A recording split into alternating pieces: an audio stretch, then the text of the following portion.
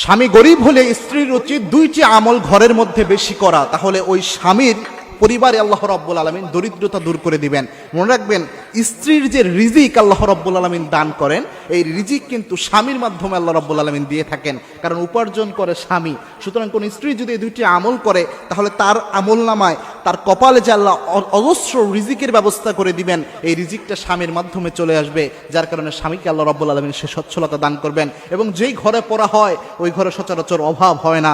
তার মধ্যে এক নাম্বার যে আমলটা, এটা আল্লাহর হাবিব সাল্লাল্লাহু আলাইহি ওয়াসাল্লামের দেওয়া অত্যন্ত গুরুত্বপূর্ণ একটি আমল, যেটা ইবনে মাসউদ রাদিয়াল্লাহু তাআলা আনহু তিনি নিজে করে তিনি উপকৃত হয়েছেন।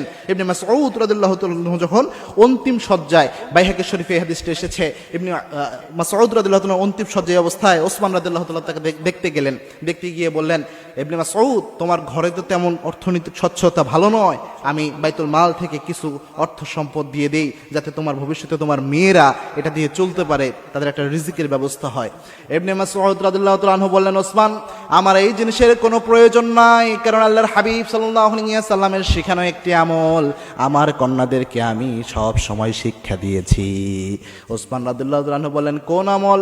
ইবনে মাসউদ বললেন, আল্লাহর হাবিব সাল্লাল্লাহু আলাইহি ওয়াসাল্লাম বলেছেন, যেই ঘরের মধ্যে সূরাতুল ওয়াকিয়া পড়া হয়, সেই ঘরের মধ্যে কখনো দরিদ্রতা আসে না।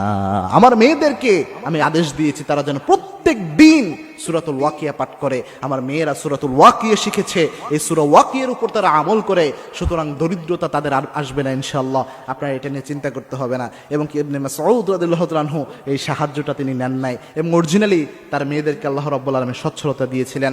দুই নাম্বার যে আমলটা, এই আমলটা আল্লাহর হাবিব সাল্লাল্লাহু আলাইহি ওয়াসাল্লাম জানিয়েছেন, এবং কি আমলটা অরিজিনালি আল্লাহ রাব্বুল আলামিন নিজেও জানিয়েছেন। এই আমলের কারণে আল্লাহ রাব্বুল আলামিন সচ্ছলতা দান করেন, সেটা হচ্ছে ইস্তেগফারের আমল। আমরা ইস্তেগফারের আমলটা অনেকেই বুঝি না। ইস্তেগফার অনেক গুরুত্বপূর্ণ।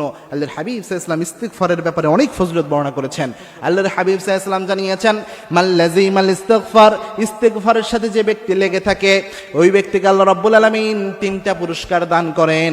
তার মধ্যে একটা পুরস্কার হচ্ছে ওয়ারযুকুহু হাইসু লা ইয়াহতাসিব, এমন জায়গা থেকে আল্লাহ রাব্বুল আলামিন রিজিক দেয় যা সে কল্পনাও করে নাই। এমন জায়গা থেকে আল্লাহ রাব্বুল আলামিন রিজিকের বরাদ্দ করে দেয় যা সে কল্পনাও করতে পারে নাই, যে এই জায়গা থেকে আল্লাহ রিজিক দিতে পারে। সুতরাং মা বোনরা যদি সব অবস্থায় তারা যদি ইস্তেগফারের আমল করতে পারে, এই ইস্তেগফারের কারণে তাদের রিজিকে আল্লাহ রাব্বুল আলামিন প্রাচুর্যতা দান করবেন, এবং এই প্রাচুর্যতার অংশ তার স্বামীর মাধ্যমে আল্লাহ রাব্বুল আলামিন দিয়ে দিবেন। সুতরাং তাদেরকে আল্লাহ রাব্বুল আলামিন এই বারাকা দান করবেন।